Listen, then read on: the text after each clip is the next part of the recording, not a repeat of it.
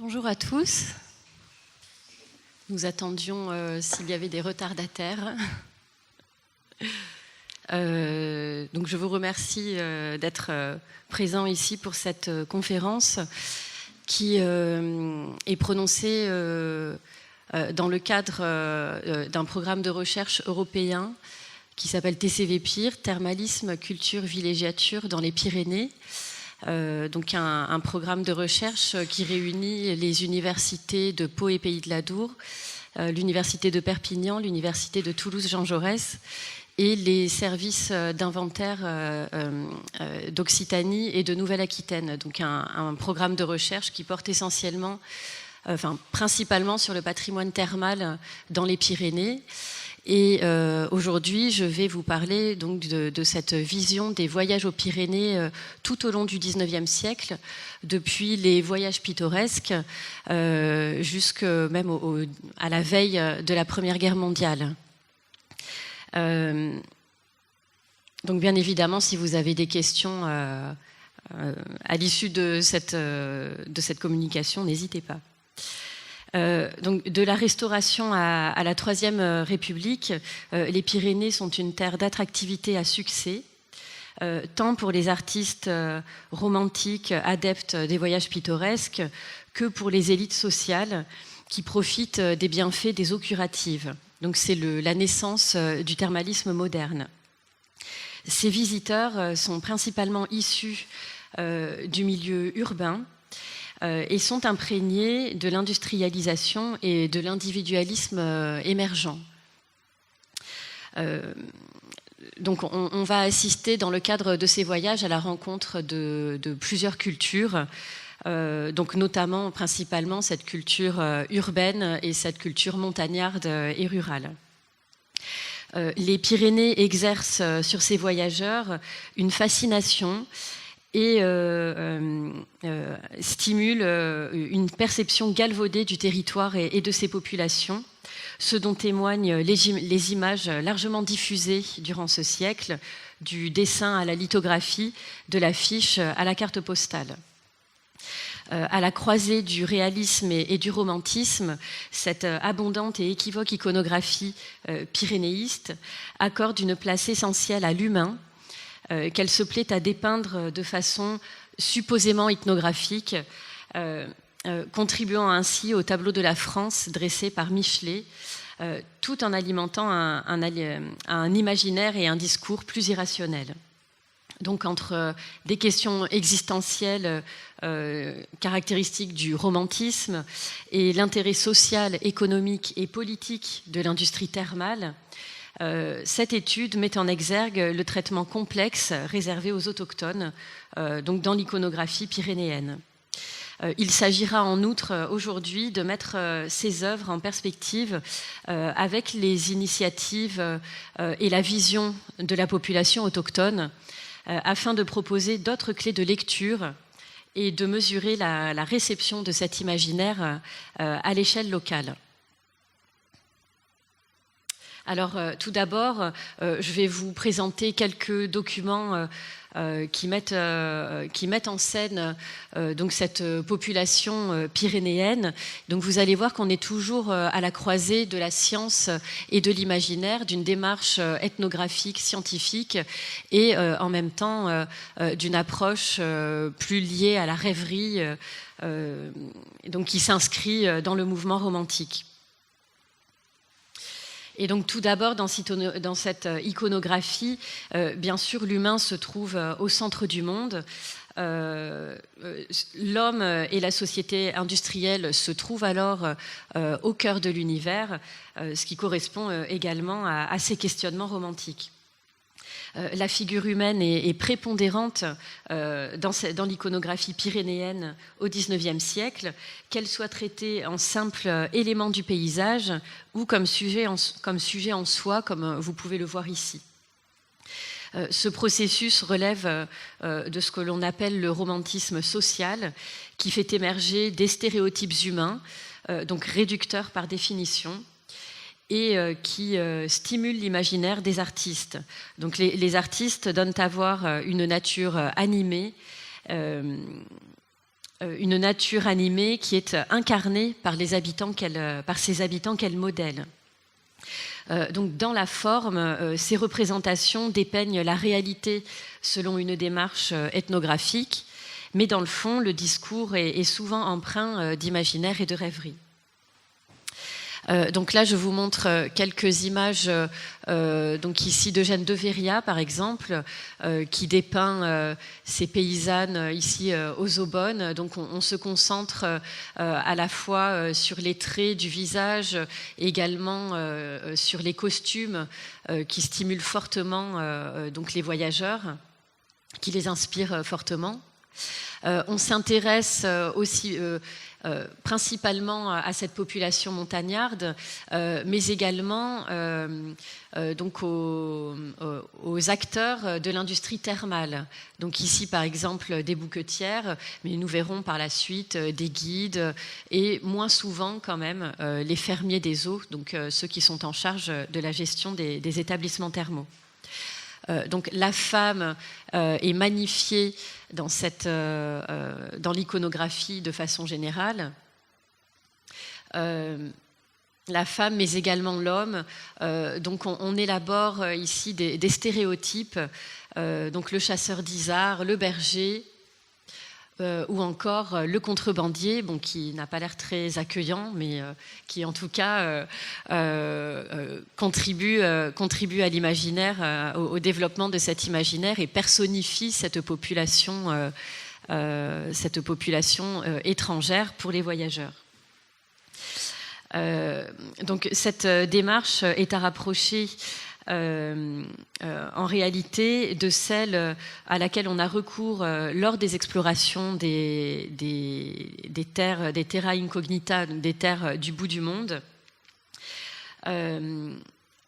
Ces illustrations mettent en scène l'indigène pyrénéen en tant qu'individu à travers des ethnotypes, les costumes traditionnels, mais aussi dans le cadre communautaire, avec le goût des thèmes bucoliques et collectifs, tels que les fêtes et les transhumances. La population pyrénéenne rurale est donc perçue comme pittoresque et généralement représentée en pleine activité, comme vous avez pu le voir ici. Voilà, bon, plutôt dans ces lithographies de femmes. Bon, ici, là, ils prennent la pose. Voilà, et ici aussi, cette pose d'attente. Donc, des archétypes de l'agriculteur, du bouvier, du berger, de la lavandière, du contrebandier, nous l'avons vu.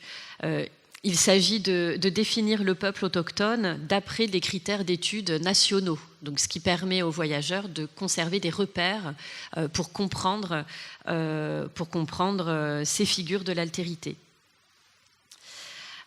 Donc lorsqu'ils s'intéressent aux individualités, c'est pour ce qu'elles représentent d'exotisme et de dépaysant. Donc les études ethnographiques sont systématiques chez ces voyageurs de bonne famille. Donc nous l'avons vu ici, nous avons ces œuvres de Veria, par exemple, d'Artigenave, bon, qui est plutôt un artiste plus local. Pingré également, qui est l'auteur de nombreux albums de référence à l'époque, notamment pour les autres artistes. Et vous voyez donc ces œuvres de Delacroix, qui a voyagé au début des années 40 dans les Pyrénées, notamment aux Aubonnes, et qui a été, là encore, fortement impressionné par cette population locale très dépaysante. Donc Delacroix, là aussi, qui s'intéresse aux hommes également. Les sœurs Feillé, qui est donc là un dessin d'Hélène Feillé, qui sont donc des sœurs, des artistes de Bayonne, qui illustraient les guides touristiques que publiait leur époux, enfin l'époux d'Hélène Feillé en l'occurrence. Ah. Le copier-coller n'a pas marché, on dirait, quel dommage. Je suis vraiment désolée. Bon. Voilà, deux Auxalloises de Delacroix. Donc j'ai commencé à vous parler de ces thèmes bucoliques, de ces thèmes collectifs. qui sont également privilégiés par les artistes. Il relève de la scène de genre, qui se développe considérablement au XIXe siècle, apprécié du romantisme et qui fait les beaux jours du réalisme également. Donc, pour ces thèmes collectifs, on choisit de représenter des fêtes traditionnelles, les moments de la vie populaire, les transhumances, c'est-à-dire des sujets qui sont extrêmement visuels. Et surtout, donc, ils sont visuels et ils permettent à l'artiste de s'adonner à une fondamentale réflexion esthétique sur le mouvement, les matières et la lumière. Bon, bien sûr, c'est le cas également dans les représentations individuelles. Donc là, vous avez sous les yeux une œuvre donc du baron Lejeune, qui lui associe à une démarche on va dire réaliste, une démarche un peu plus fantaisiste. Donc là, il représente le lac d'eau avec, en idéalisant les formes et en donnant à ces montagnes pyrénéennes une allure véritablement exotique. On se croirait presque à Tahiti, mais pourtant on est au cœur des Pyrénées. Et la végétation sur ces sommets n'est pas évidemment aussi luxuriante qu'elle est représentée ici. Et on voit bien au premier plan... Est-ce que là, vous voyez la souris? On voit bien au premier plan ici, notamment dans ce dessin des chevaux, l'influence, en tout cas l'héritage de ce peintre de bataille, qui était le baron Lejeune. Et donc ici, il illustre une chasse à l'ours, qui montre bien donc cette réflexion romantique, notamment la vulnérabilité de l'homme face au caractère grandiose de la nature, puisqu'ici, évidemment, l'ours, la bête, est vaincue par l'homme. Donc donc là, il s'agit des carnets du baron Lejeune qui a beaucoup sillonné les Pyrénées, qui met toujours, même dans ses paysages, on retrouve toujours la présence humaine et notamment la population locale qui est un véritable élément du paysage. Donc là encore, vous voyez au premier plan ici, cette paysanne au travail, toujours en action. Et là encore, dans les voyages pittoresques, également, les voyages pittoresques dans l'ancienne France, enfin, pittoresques et romantiques dans l'ancienne France, publiés par le baron Taylor.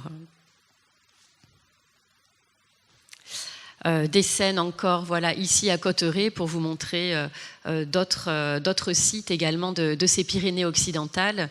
Donc vous voyez ce travail sur les costumes et une véritable mise en scène de la population autochtone. Et là encore, donc ces scènes collectives, donc où la population locale vit véritablement son quotidien. Avec donc ici, on a tous les stéréotypes qui sont souvent mis en scène. Donc le bouvier, par exemple, les marchandes, la lavandière.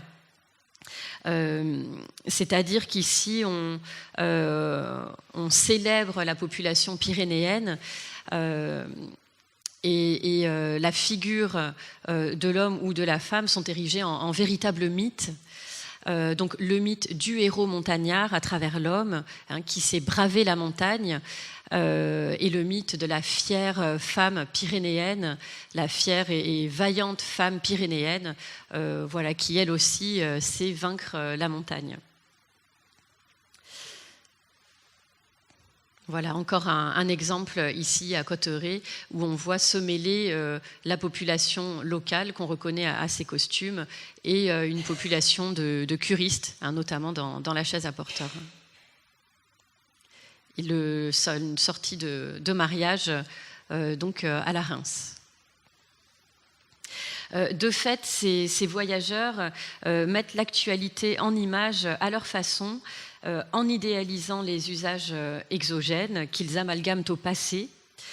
Malgré l'intérêt documentaire de leurs œuvres, les autochtones sont ainsi les ambassadeurs bien involontaires d'une vision archaïque de leur mode de vie Et ce qui est intéressant, c'est que cette vision, donc cette perception que je vous montre ici, qui correspond pour l'instant au début du XIXe siècle, perdure jusqu'au début du XXe siècle, alors que les usages, eux, évidemment, évoluent forcément, notamment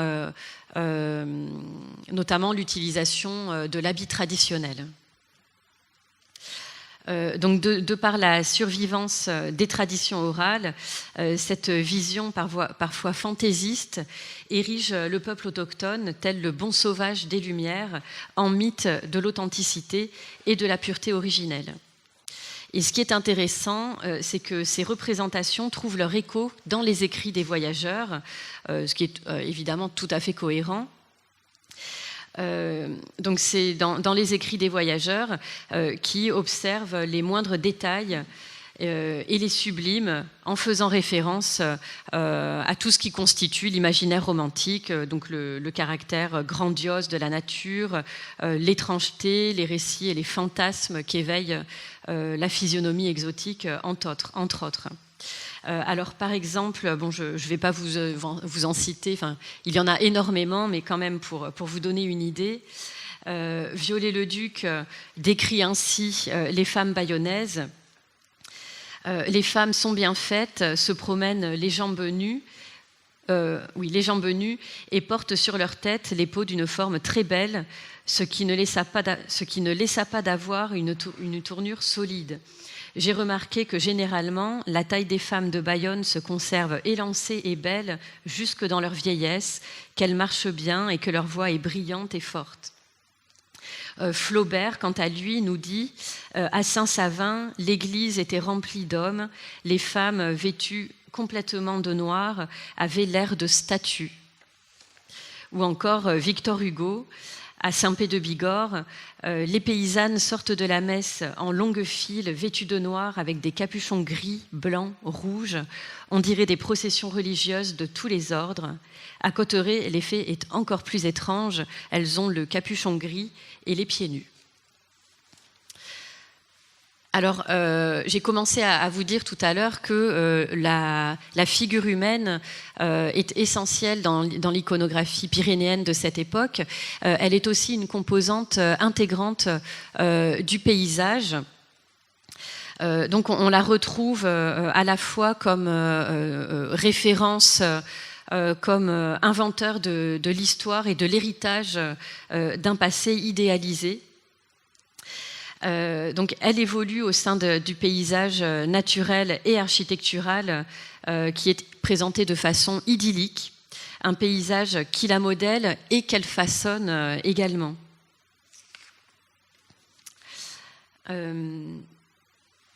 Donc, la présence humaine est tour à tour formalisée ou suggérée. Tantôt en élément constitutif de l'environnement, tantôt en inventeur du patrimoine vernaculaire et de ses ruines. Donc ça va se traduire d'une part évidemment par la présence concrète d'individus, d'autochtones en habits traditionnels comme vous le voyez ici, mais la présence humaine, la présence du peuple se traduit également par la représentation de vestiges, quand bien même le paysage parfois donc est dénué de figures humaines concrètes. Donc vous avez ici cet exemple donc du peintre Gavarni, de son nom Guillaume Sulpice Chevalier, donc très connu dans la région, passionné de la région évidemment. Il prend le pseudonyme du cirque de Gavarni qu'il affectionne particulièrement, mais ils enlèvent le « e » volontairement, donc il n'y a pas de faute d'orthographe.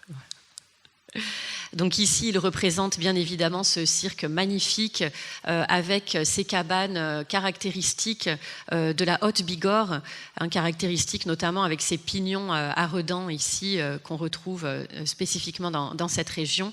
Et là, on voit tout à fait cette population qui anime et qui vit, qui évolue dans ce paysage. D'autres exemples avec Viollet-le-Duc. Donc vous voyez cette paysanne de Tardets ici. Donc on est en Soule, la province la plus occidentale du Pays basque français.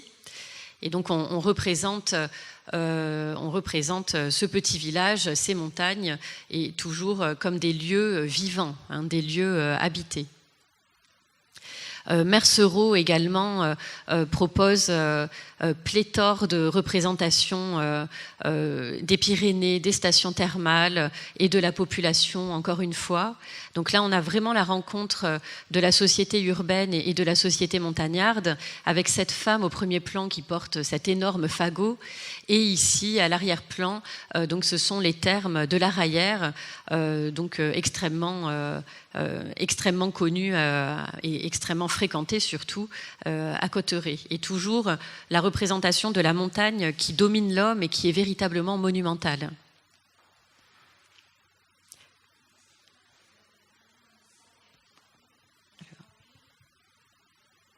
Oui.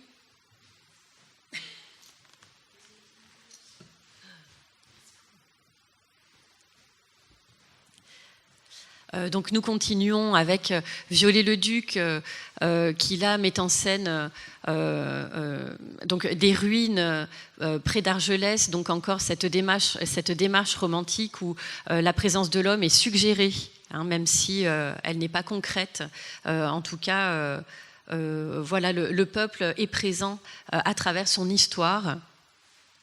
Le pic du Midi d'Ossau, toujours chez Viollet-le-Duc. Bon, je dois dire que sa collection de dessins des Pyrénées est particulièrement intéressante. Et bon, j'ai beaucoup travaillé sur Viollet-le-Duc également. Et là encore, donc ces cabanes que je vous montrais tout à l'heure dans l'œuvre de Gavarni, qui sont un motif extrêmement apprécié de représentation.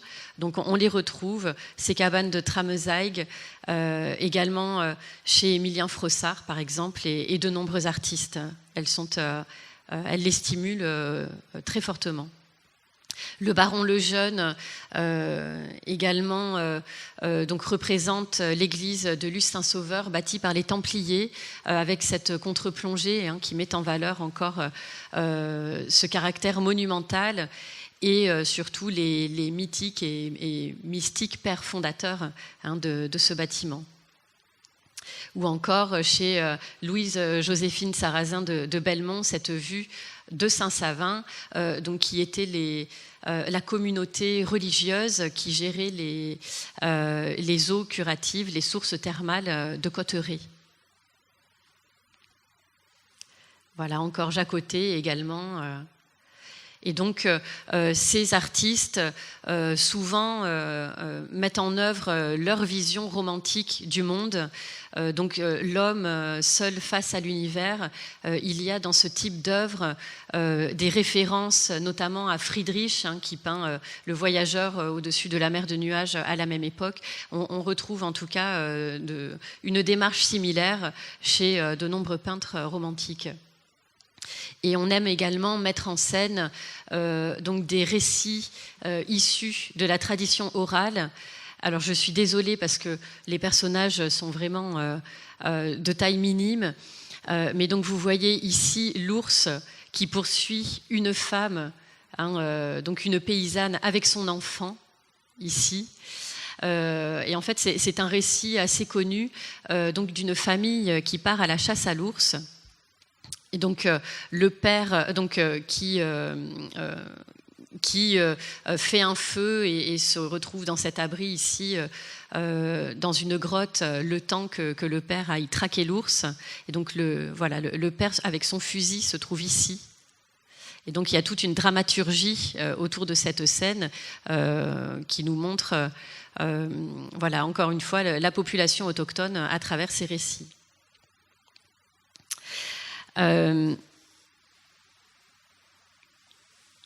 Alors, bien évidemment, représenter l'autre pour ces voyageurs implique également de se raconter soi-même. En réalité, ces représentations nous en disent beaucoup sur les artistes et les voyageurs eux-mêmes, presque autant, voire davantage, que sur les sujets représentés. Donc, elle témoigne de l'ethnocentrisme de la société industrielle naissante et d'une forme de processus de muséification d'une société qu'il considère en voie de disparition. Donc la population autochtone est hissée, donc ce sont des sujets ordinaires qui sont hissés au rang les plus prestigieux de la hiérarchie des genres picturales. Les artistes déploient sur leurs objets d'étude un regard stigmatisant, quoique bienveillant, la plupart du temps bienveillant, un regard qui est conditionné par des représentations mentales préconçues et des savoirs nationaux. Les artistes s'intéressent non seulement à la population qui les reçoit, mais ils s'intéressent également au site, au lieu d'accueil, et donc à la station thermale et la société thermale, qui est une société principalement urbaine. Donc on voit ici, par exemple, les thermes de Luchon, et donc ces bals, ces divertissements qui sont une partie fondamentale de la société thermale, donc ici bien sûr sous le Second Empire, donc au casino de Bagnères de Bigorre. Donc il montre des images préconstruites de la population autochtone, mais ils illustrent leur société également. Et d'ailleurs, leur société reproduit l'organisation hiérarchique urbaine au sein de l'espace thermal. Donc une société qui se met en scène elle-même, donc vous le voyez ici, qui se réfère à des stéréotypes, donc voilà, comme les guides par exemple, qui deviennent quasiment qui sont célébrés, mais qui en même temps sont presque une espèce en voie de disparition en quelque sorte. Il ne faut pas oublier que donc à la même époque, on publie les voyages pittoresques et romantiques dans l'ancienne France. Donc dans ces publications, on s'intéresse fondamentalement au patrimoine bâti, bien sûr, au paysage. Et donc là, c'est une façon également de célébrer un patrimoine immatériel qui a été fortement bousculé, on va dire, durant la Révolution de 1789. Donc les guides encore avec leur fière allure sur leurs chevaux accoterés. Donc cette société se met en scène elle-même lors de ses vacances, lors de ses séjours thermaux, qui sont à la fois des séjours médicaux, mais surtout des séjours de représentation sociale avec une forte dimension mondaine également. Donc ici, une passerelle sur le Gave par Isabée. Méling ici, voilà, on présente la nature, mais là encore, on a des traces de la société thermale. Donc là, cette fois-ci, j'ai pu faire un gros plan, vous voyez, avec la chaise à porteur à l'arrière-plan. Et donc, on arrive jusqu'à des représentations plus originales au début du XXe siècle, à travers la carte postale et l'affiche. Donc, vous voyez ici, on prend la pose. Donc ici sur le pic du Midi d'Ossau, donc une véritable mise en scène. Là, l'ascension d'un rocher, la visite de grottes qui aussi sont des éléments très inspirants et très populaires au sein de la population thermale. Et on en arrive jusque-là, donc à cette production de cartes postales quasiment humoristique au début du XXe siècle. Avec donc une légende, les aviateurs au concours de ski, virage réussi en bobsleigh. Voilà, on en arrive à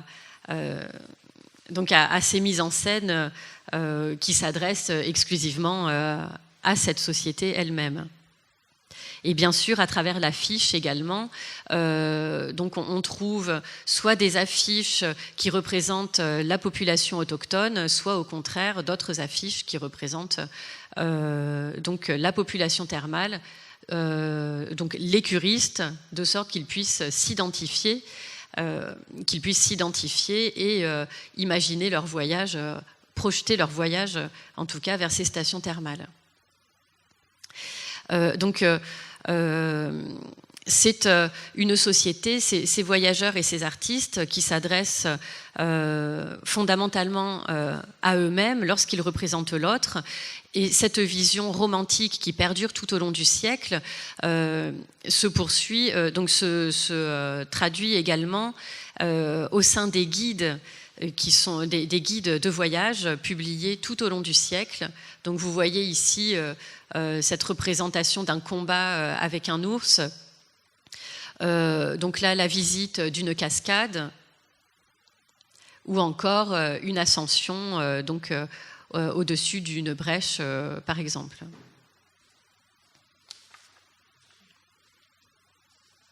Donc de la même façon que l'on admire à l'époque les chefs-d'œuvre de l'art à Rome ou à Florence, on s'émerveille de ceux de la tradition au sein du musée vivant à ciel ouvert que deviennent les contrées pyrénéennes. Mais ce qui est intéressant aussi, c'est de voir quelle est la perception de ces représentations et la perception de cette population en voyage par les populations locales elles-mêmes.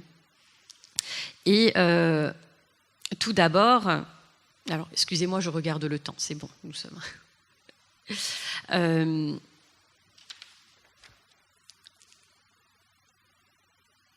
Donc la réception de ces œuvres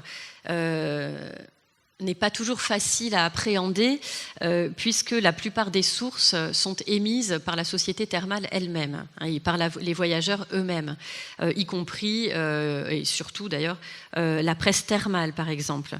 Mais par contre, on peut avoir une idée de la perception de cette population en villégiature à travers notamment des actes officiels par exemple.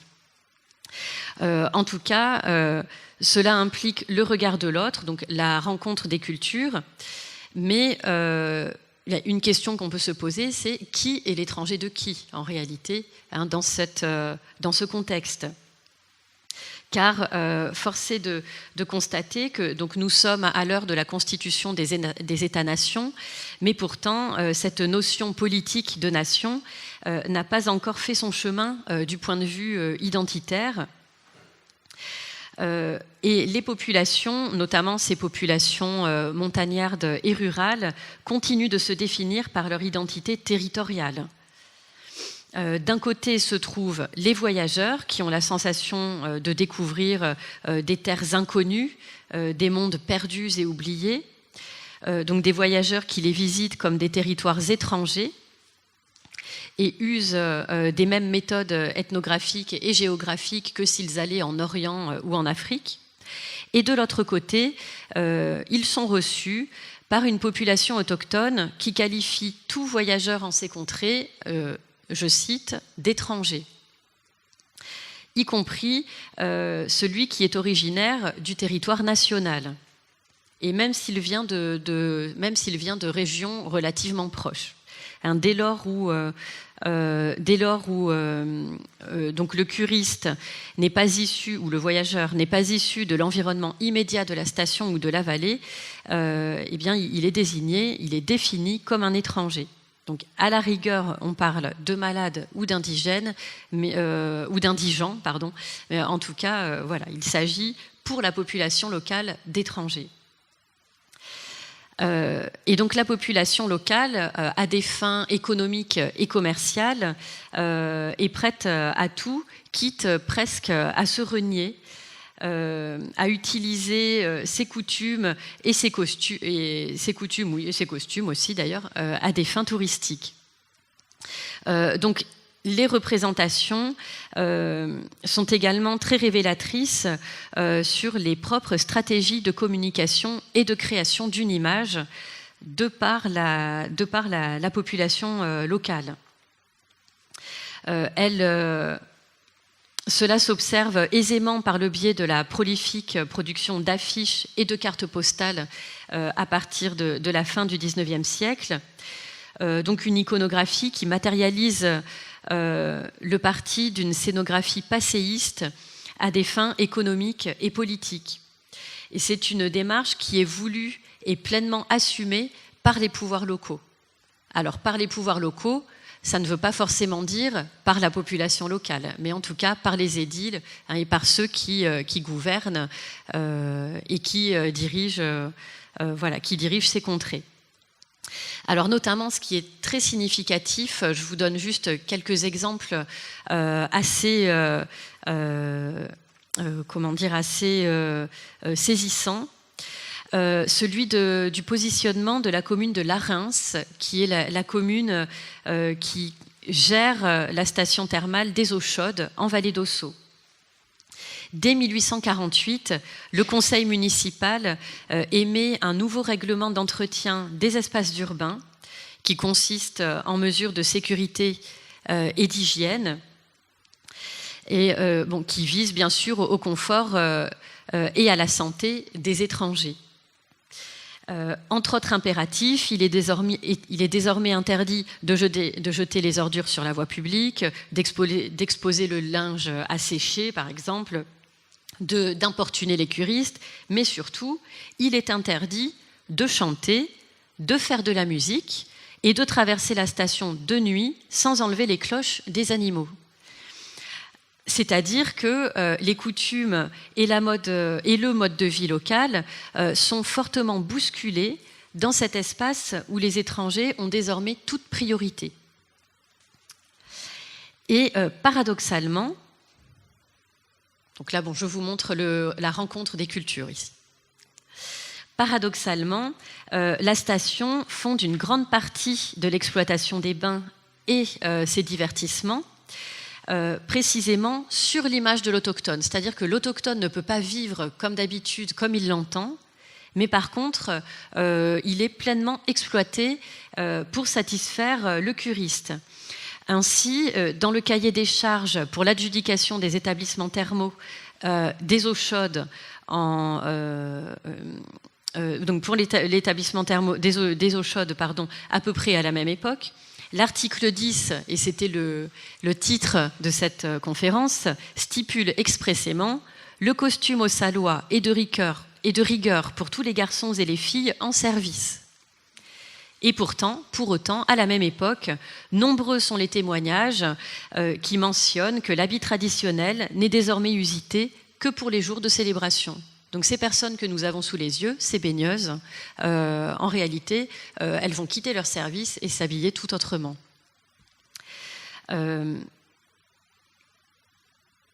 Donc ces costumes au salois, vous le voyez, figurent sur de nombreuses cartes postales dès la fin du XIXe siècle. C'est-à-dire que la communauté autochtone contribue et même forge cette véritable image d'Épinal. Elle la forge elle-même également. Donc là, c'est une représentation un peu plus ancienne, mais on est tout à fait dans le même esprit. Et d'ailleurs, la mise en scène, donc je le disais, la population locale se met en scène elle-même. Cela est largement perceptible également dans les divertissements orchestrés à l'attention des touristes, exclusivement à l'attention des touristes. D'ailleurs, on observe à cette époque également même l'invention de traditions simplement pour contenter les curistes. Donc, en plus des habituels casinos, des salles de concert, de conversation, des fêtes et feux d'artifice qui composent tout le divertissement de l'industrie thermale, eh bien, on organise des événements, des spectacles en habits traditionnels, comme ici, vous le voyez, aux Aubonnes, le costume au Salois, également ici au même endroit, mais devant l'établissement thermal. Donc on a vraiment cette rencontre de la société urbaine, voilà, du curiste, du touriste également, et donc de l'exploitation de cette image à des fins économiques et commerciales. Donc ça peut être étonnant, en tout cas c'est paradoxal, puisque d'un côté, la population locale ne peut pas agir exactement comme au quotidien, mais donc ces pratiques sont interdites lorsqu'elles sont spontanées, mais par contre, elles sont largement autorisées lorsqu'elles ont des retombées économiques.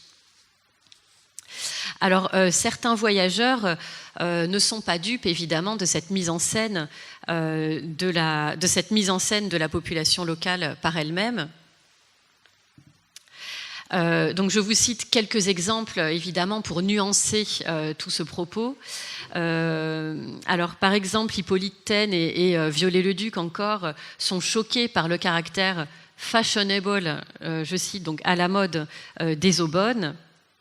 Hippolyte Taine écrit, par exemple, « Je comptais trouver ici la campagne, un village comme il y en a tant, de longs toits de tuiles ou de chaume, des murs fendillés, des portes branlantes, bref, tout le laisser-aller pittoresque et charmant de la vie rustique. » Donc, entre parenthèses, là aussi, une vision tout à fait préconçue de la montagne. « Et je rencontre une rue de Paris et les promenades du bois de Boulogne. » Pour Viollet-le-Duc, et alors bon, évidemment, je suis obligée de couper, mais la citation, la lettre est beaucoup plus longue et extrêmement acerbe à l'attention de la population locale. Pour Viollet-le-Duc, donc celui-ci est parfois déçu par la population. Il écrit, par exemple, en Bigorre, « Nous sommes peu touchés de la bonté des habitants de ces pays-ci depuis Pau, et ils nous donnent plus souvent l'envie de leur passer quelques coups de bâton plutôt que de leur ôter notre chapeau. Ils sont d'une stupide finesse et d'une grosse malice fort ennuyeuse, outre qu'ils sont voleurs, intéressés et inhospitaliers. » Et l'éloge continue encore quelques lignes, finissant par trouver la cause de cet avilissement de la population dans la fréquentation anglaise. Il écrit « Les Anglais nous ont gâché ces pays-ci, je ne peux plus voir un Anglais. » Et Stendhal également, qui n'y va pas de main morte. « Le Midi a le génie naturel, mais le Nord a les talents et de plus les caractères qui assurent les succès dans le commerce. » Ou encore, pour finir, Mérimée, « On mange fort mal à Saint-Sauveur et on s'y ennuie à périr, nous dit-il. » Donc tout ceci pour nuancer un peu ce propos. Donc voilà, là, encore ces représentations commerciales, finalement. Donc là, on est au tout début du XXe siècle. Donc évidemment, les premières images que nous avons vues du temps des voyages pittoresques, la population a considérablement évolué en une centaine d'années depuis les voyages pittoresques, donc au tout début du XIXe siècle. Donc pour conclure, voyager dans les Pyrénées implique pour ces artistes des degrés de lecture qui dépassent les apparences premières, qui témoignent des paradoxes de l'âme humaine, à la fois profonde et désinvolte. Cette équivoque quête d'évasion et de transcendance intellectuelle et spirituelle qu'il faut impérativement replacer dans le contexte sociopolitique, reflète en définitive les hésitations d'une époque charnière, mue entre progrès technique, avancée sociale inédite sur le plan des libertés individuelles et résistance au changement, et prise de conscience des excès que ces enjeux supposent.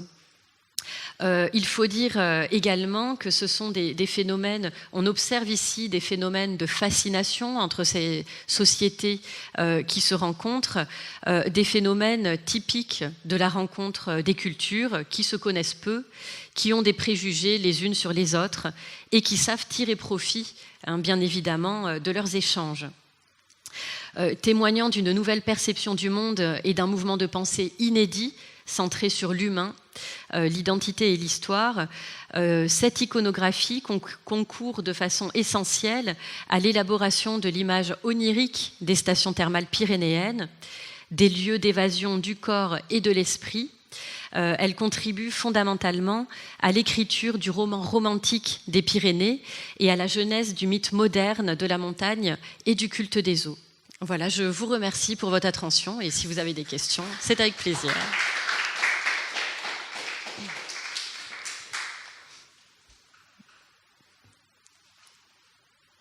Oui.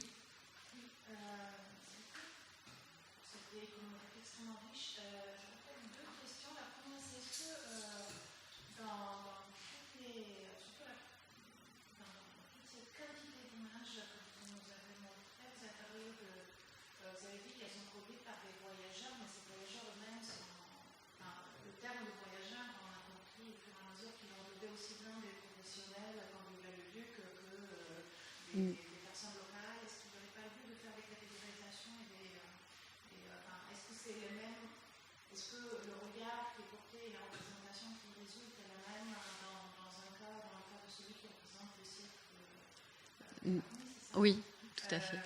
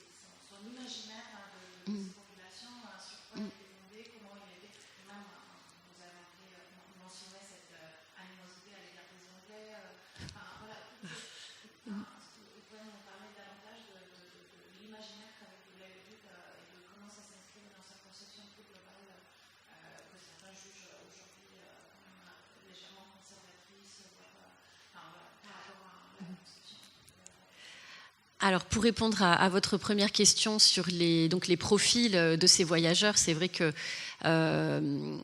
donc il y a une diversité évidemment de personnalités. En tout cas, ce qui les réunit, c'est qu'ils sont tous issus d'une société aisée. Ça, c'est une première chose, d'une société aisée et urbaine. Donc, il y en a quelques-uns qui sont issus de régions plus proches des Pyrénées, des monts pyrénéens, qui sont issus du Piémont, comme les sœurs Fayet, par exemple. Mais ils sont issus donc de la notabilité, en tout cas, ça c'est certain. Et ils sont réunis par une démarche similaire finalement, donc en tout cas au début du XIXe siècle, une démarche similaire où ils veulent aller à la rencontre de l'autre et véritablement d'un étranger. Comme s'ils allaient en Orient où on observe vraiment les mêmes processus que s'ils allaient explorer l'Éthiopie ou la Syrie, par exemple, ou la Turquie, l'Égypte, etc. Mais effectivement, ce serait intéressant de pouvoir établir une hiérarchisation un peu plus précise sur l'ensemble de ces voyageurs. En tout cas, ce sont des voyageurs de bonne famille, souvent issus de l'élite intellectuelle. On le voit chez Viollet-le-Duc, mais chez bien d'autres également. Et puis donc, de toute façon, ce voyage aux Pyrénées est une mode dès le début du XIXe siècle, une mode importante, comme le voyage en Italie également, par exemple. Pour ce qui concerne Viollet-le-Duc, alors là, c'est vraiment un sujet passionnant. Donc Viollet-le-Duc a voyagé vers les Pyrénées parce que son oncle et son père y ont voyagé avant lui et en quelque sorte lui ont vendu les Pyrénées. Il a hérité d'une vision déjà fantasmée de la part de son père et de son oncle, enfin une vision fantasmée en tout cas de voyageurs qui ont été une bonne vingtaine d'années avant lui, c'est-à-dire qu'ils ont un souvenir. Bon, on sait que la société évolue, donc ils ont un souvenir d'une population extrêmement différente de la société urbaine qu'ils connaissent, et une population qui, dans les premières années, dans les années 1800, est forcément beaucoup plus pittoresque que ce que Viollet-le-Duc va trouver, justement. Parce que le thermalisme moderne est impulsé à partir de la Révolution, mais il connaît son véritable essor plutôt à partir des années 1830, ce qui correspond au voyage de Viollet-le-Duc, qui, lui, séjourne dans les Pyrénées en 1833, Hippolytaine dans les années 40, Delacroix pareil, et donc ils arrivent dans les Pyrénées avec l'image que leur ont transmis leurs aînés, et ils s'attendent à retrouver exactement ce qu'on leur a décrit, mais le phénomène économique du thermalisme a commencé à se développer considérablement. Et donc certaines stations, comme les Aubonnes par exemple, commencent à être considérablement urbanisées, en tout cas très urbanisées. Et donc une station justement comme les Aubonnes n'est pas constituée de petites maisons vernaculaires, pittoresques, comme on en a une sous les yeux ici. Il s'agit d'immeubles dans la lignée de l'urbanisme moderne qui se développe à partir de la moitié du 19e siècle. Donc il déchante, c'est la désillusion totale lorsqu'il se retrouve dans une station comme celle-ci. Et à cette époque également, les stations thermales, qui sont une véritable préoccupation au niveau national, se doivent d'obéir au nouveau plan d'alignement justement de l'urbanisme moderne, etc. Donc il y a tout un décor architectural et paysager qui relève davantage de la société moderne. Donc voilà, ces artistes qui sont plutôt des romantiques, en tout cas au départ pour Viollet-le-Duc, déchantent de trouver une société qui a évolué et qui est modernisée finalement. Donc j'espère que ça répond.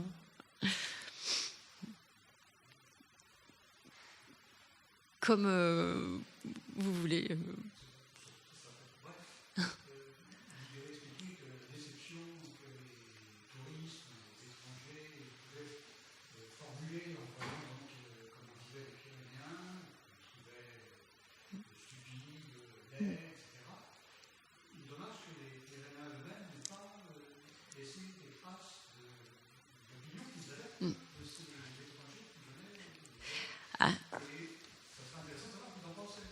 Alors en réalité, je pense que des sources, il y en a, mais ce sont surtout des sources privées, et donc d'où la difficulté de les localiser, parce que finalement, pour l'instant, les témoignages qu'on a proviennent de sources officielles, donc quand c'est la communauté qui rédige le cahier des charges, évidemment, c'est dans l'intérêt commercial, économique. Donc, ce qui est certain, c'est qu'ils mettent tout en œuvre pour satisfaire l'étranger. Mais je pense qu'il faudrait vraiment faire une recherche extrêmement approfondie dans les sources privées. Et là, je suis convaincue qu'on trouverait quelque chose d'intéressant, parce qu'on ne peut pas croire que la population locale qui vit là au quotidien accepte tout et n'importe quoi, accepte que son mode de vie soit totalement bousculé comme ça. Les transhumances, c'est par exemple un phénomène, une pratique fondamentale à l'époque et aujourd'hui encore. Donc bon, on peut imaginer qu'il y a forcément eu à un moment des conflits, et c'est pour ça d'ailleurs que ces règlements sont mis en œuvre aussi, pour mettre tout le monde d'accord sur tous les...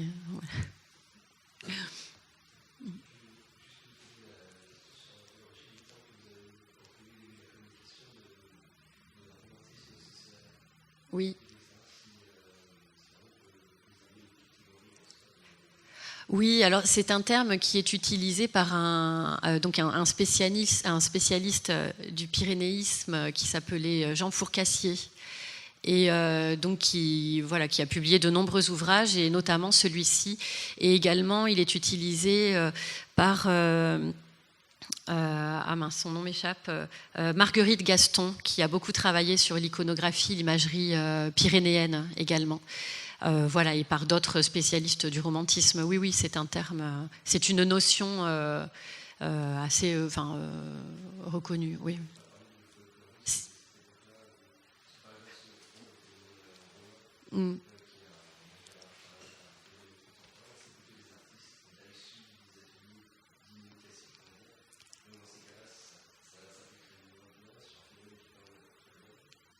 J'ai pas entendu votre dernière phrase, pardon.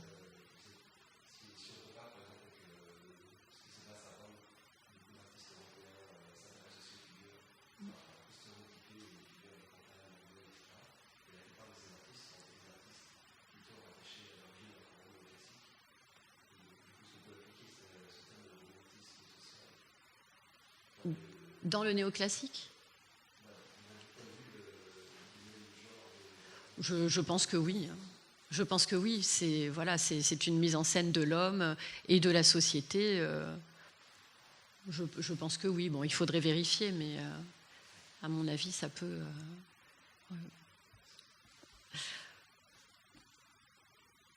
Bon, je crois qu'on est pile dans les clous, hein. Merci beaucoup.